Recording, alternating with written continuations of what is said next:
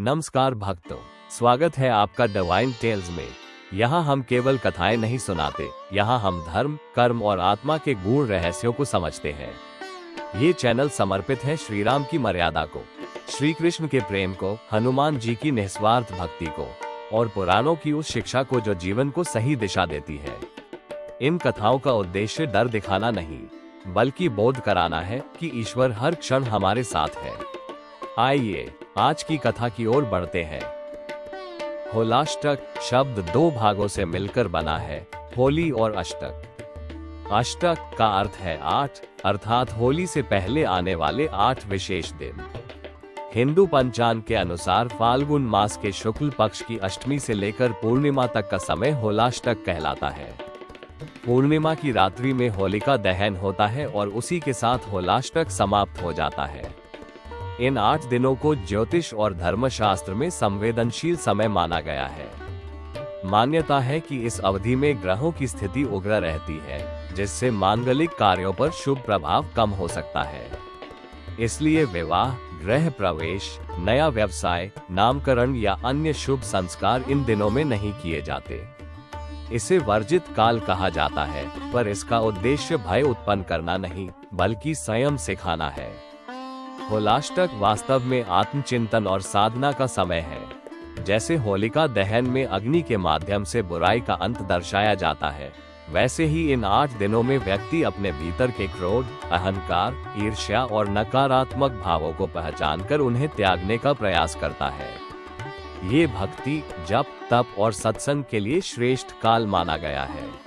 फाल्गुन मास का ये समय केवल ऋतु परिवर्तन का संकेत नहीं, बल्कि एक गहरी पौराणिक घटना से भी जुड़ा हुआ है। कथा के अनुसार जब असुरों का अत्याचार बढ़ने लगा, तब देवताओं को भय हुआ कि उनका संतुलन बिगड़ जाएगा। उस समय तारकासुर नामक असुर को वरदान था कि उसका वध केवल भगवान शिव के पुत्र द्वारा ही संभव है। परंतु भगवान शिव गहन तपस्या में लीन थे। देवताओं ने समाधान के लिए कामदेव को भेजा। कामदेव ने अपने पुष्प बाण से भगवान शिव की तपस्या भंग करने का प्रयास किया, ताकि शिव का विवाह पार्वती से हो सके और संसार को रक्षक प्राप्त हो। जैसे ही कामदेव ने बाण चलाया, भगवान शिव ने अपना तीसरा नेत्र खोल दिया। उनके क्रोध की ज्वाला से कामदेव तत्काल भस्म हो गए। ये घटना फाल्गुन शुक्ल अष्टमी से पूर्णिमा के बीच के काल में घटित मानी जाती है। इसी काल से जुड़ी एक और महत्वपूर्ण कथा है भक्त प्रहलाद की। प्रहलाद के पिता हिरण्यकशिपु स्वयं को ईश्वर मानते थे और चाहते थे कि सभी उनकी पूजा करें। परंतु बालक प्रहलाद केवल भगवान विष्णु का नाम जपते थे। इससे क्रोधित होकर हिरण्यकशिपु ने प्रहलाद को अनेक कष्ट दिए। विष पिलाने का प्रयास, ऊंचे पर्वत से गिरवाना, हाथियों से कुचलवाना, सांपों के बीच डालना, परंतु हर बार ईश्वर की कृपा से वे सुरक्षित रहे। होलाष्टक का समय केवल धार्मिक ही नहीं, बल्कि ज्योतिषीय दृष्टि से भी अत्यंत महत्वपूर्ण माना जाता है।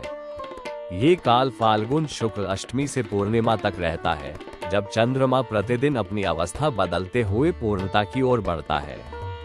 चंद्रमा मन का कारक माना गया है, इसलिए इस समय मानसिक चंचलता और भावनात्मक उतार चढ़ाव अधिक हो सकते हैं। ज्योतिष शास्त्र के अनुसार इस अवधि में सूर्य और चंद्रमा की स्थिति के साथ अन्य ग्रहों का प्रभाव भी तीव्र होता है। विशेष रूप से जब चंद्रमा कुछ राशियों से होकर गुजरता है, तो उसे स्थिरता का अभाव माना जाता है। सूर्य आत्मबल का प्रतीक है, जबकि चंद्र मन का। जब मन और आत्मबल संतुलित न हो, तब नए कार्यों की नींव मजबूत नहीं मानी जाती। होलाष्टक हमें बाहरी उत्सव से पहले आंतरिक शुद्धि का अवसर देता है। जब मन स्थिर और शुद्ध होता है, तभी पूर्णिमा की होली सच्चे आनंद और सकारात्मक ऊर्जा के साथ मनाई जाती है। अतः होलाष्टक का ज्योतिषीय महत्व हमें सावधानी, संयम और आत्मनिरीक्षण का संदेश देता है। होलाष्टक के 8 दिन संयम और सावधानी के माने जाते हैं, इसलिए नए और स्थायी कार्यों की शुरुआत से बचने की सलाह दी जाती है। इसे भय का नहीं, बल्कि धैर्य और प्रतीक्षा का समय कहा गया है। विवाह जीवन का अत्यंत महत्वपूर्ण और स्थायी संस्कार है। माना जाता है कि होलाष्टक के दौरान किए गए विवाह में ग्रहों का पूर्ण समर्थन नहीं मिलता, जिससे दाम्पत्य जीवन में मानसिक तनाव या अस्थिरता आ सकती है। इसलिए इस अवधि में विवाह संस्कार टाले जाते हैं। व्यवसाय की शुरुआत स्थिरता, समृद्धि और निरंतर उन्नति की कामना से की जाती है।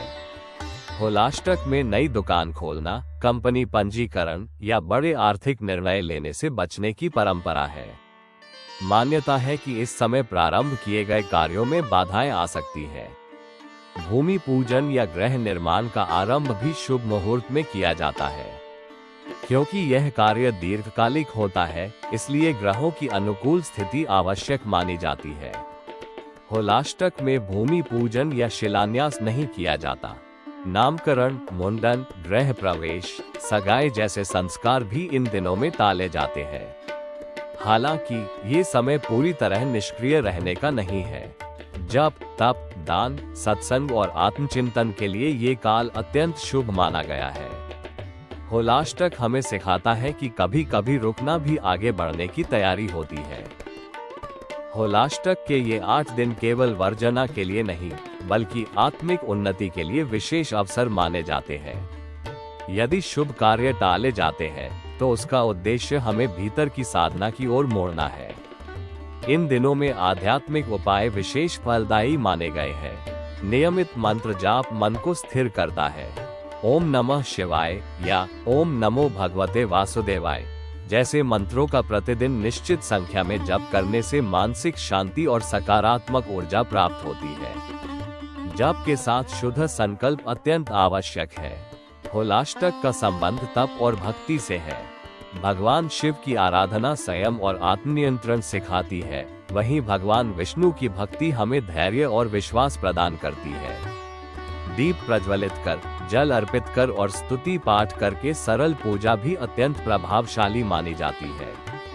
इस समय अन्न, वस्त्र, गुड़, तिल या जरूरतमंदों को सहायता देना शुभ माना जाता है। दान केवल वस्तु का नहीं, बल्कि अहंकार का त्याग भी है। जब हम निस्वार्थ भाव से देते हैं, तब भीतर की शुद्धि होती है। कुछ समय मौन रहना, मोबाइल और बाहरी शोर से दूर रहकर स्वयं से जुड़ना अत्यंत लाभकारी है। मौन मन को गहराई से समझने का अवसर देता है। होलाष्टक का वास्तविक अर्थ है भीतर की नकारात्मकता को पहचानकर उसे होलिका की अग्नि में समर्पित करने की तैयारी करना। होलाष्टक को केवल धार्मिक या ज्योतिषीय दृष्टि से देखना पर्याप्त नहीं है। इसका एक गहरा मनोवैज्ञानिक अर्थ भी है। ये 8 दिन हमें बाहरी संसार से थोड़ा हटकर अपने भीतर झांकने का अवसर देते हैं।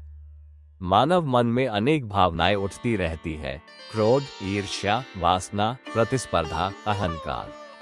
ये भाव जब नियंत्रित न हो तो व्यक्ति को भीतर से अशांत कर देते हैं। होलाष्टक हमें संकेत देता है कि जैसे होलिका की अग्नि में लकड़ियां जलती हैं, वैसे ही हमें अपने भीतर के विकारों को पहचानकर त्यागने का प्रयास करना चाहिए। यह आत्मनियंत्रण का अभ्यास है। चंद्रमा मन का प्रतीक माना गया है और होलाष्टक पूर्णिमा की ओर बढ़ता हुआ समय है। मन भी इसी तरह विचारों से भरता है। यदि हम इन दिनों में जप, ध्यान, मौन और आत्मचिंतन करें, तो मन के भीतर जमा नकारात्मकता धीरे धीरे शांत होने लगती है। मन हल्का होता है, विचार स्पष्ट होते हैं और निर्णय क्षमता बेहतर बनती है। जब क्रोध और अहंकार कम होते हैं, तब भीतर की चेतना प्रकट होती है। यही आत्मा की जागृति है, स्वयं को केवल शरीर या परिस्थितियों से परे पहचानना। होलाष्टक हमें याद दिलाता है कि सच्ची होली बाहर रंग लगाने से पहले भीतर प्रकाश जगाने की प्रक्रिया है। होलाष्टक का अंतिम और सबसे गहरा अर्थ है आध्यात्मिक जागरण। अक्सर लोग इन 8 दिनों को केवल वर्जित समय समझ लेते हैं, पर वास्तव में ये रुकने का नहीं, बल्कि भीतर झांकने का समय है। यह अवसर है स्वयं से प्रश्न करने का, मैं कैसा हूँ? मेरे भीतर कौन सी भावनाएं मुझे बांध रही हैं? कौन सी आदतें मुझे आगे बढ़ने से रोक रही हैं? बाहरी कार्यों को कुछ समय के लिए रोक देना ही पर्याप्त नहीं। यदि मन वही क्रोध, वही ईर्ष्या, वही शिकायतें संजोए रखे, तो होलाष्टक का वास्तविक उद्देश्य अधूरा रह जाता है। इन दिनों में थोड़ी शांति, थोड़ा मौन और थोड़ा आत्मसंवाद आवश्यक है। जब हम स्वयं को समझने लगते हैं, तभी जीवन में सच्चा परिवर्तन आता है। होलिका दहन केवल लकड़ियां जलाने की परंपरा नहीं है, वह प्रतीक है अहंकार, नकारात्मकता और अधर्म के अंत का। यदि हम केवल बाहर अग्नि जलाएं और भीतर की दुर्भावनाएं सुरक्षित रखें, तो त्योहार केवल उत्सव बनकर रह जाएगा। परंतु जब हम भीतर की होलिका को जलाते हैं, अपने दोषों, दुर्बलताओं और नकारात्मक सोच को त्यागते हैं, तब जीवन में सच्ची शुद्धि आती है। होलाष्टक हमें याद दिलाता है कि हर वर्ष होली से पहले आत्मा को तैयार करना आवश्यक है। यही है होलाष्टक का आध्यात्मिक संदेश, पहले भीतर प्रकाश जलाओ, फिर बाहर रंग बिखेरो। हे प्रभु, जैसे होलिका की अग्नि में सूखी लकड़ियां भस्म हो जाती है, वैसे ही हमारे भीतर छिपी बुराइयों को भी जला दो। हमारे मन के क्रोध को शांति में, अहंकार को विनम्रता में, ईर्ष्या को प्रेम में और भ्रम को सत्य में बदल दो। हे ईश्वर, हमें इतनी शक्ति दो कि हम दूसरों को बदलने से पहले स्वयं को सुधार सके। हमारी वाणी मधुर हो, विचार पवित्र हो और कर्म धर्ममय हो। इस होलाष्टक में हम संकल्प लेते हैं कि भीतर की नकारात्मकता को त्याग कर नई शुरुआत करेंगे। प्रिय दर्शकों, यदि यह संदेश आपके हृदय को स्पर्श करे, तो इस होली केवल रंगों से नहीं, अपने व्यवहार, अपने शब्दों और अपने प्रेम से भी दुनिया को रंग दीजिए। किसी से रूठे हो तो माफ कर दीजिए, किसी को दुख दिया हो तो क्षमा मांग लीजिए, क्योंकि सच्ची होली वही है जहां मन हल्का हो और आत्मा प्रसन्न। आइए अंत में एक शांति पाठ के साथ अपनी प्रार्थना पूर्ण करें। ओम सवे भवन्तु सुखिनः, सवे सन्तु निरामया, सवे भद्राणि पश्यन्तु, मा कश्चित् दुःखभाग् भवेत्। ओम शांति शांति शांति। हे प्रभु, हमारे जीवन में प्रेम, प्रकाश और शांति का रंग सदा बना रहे। राधे राधे। हर हर महादेव। अगर यह कथा आपको स्पर्श कर गई हो तो लाइक जरूर करें, और ऐसी ही धर्म, भक्ति और प्रेरणा से भरी कथाओं के लिए डिवाइन टेल्स को सब्सक्राइब करना न भूलें। आपका सहयोग हमें और बेहतर रचनाएं साझा करने की प्रेरणा देता है।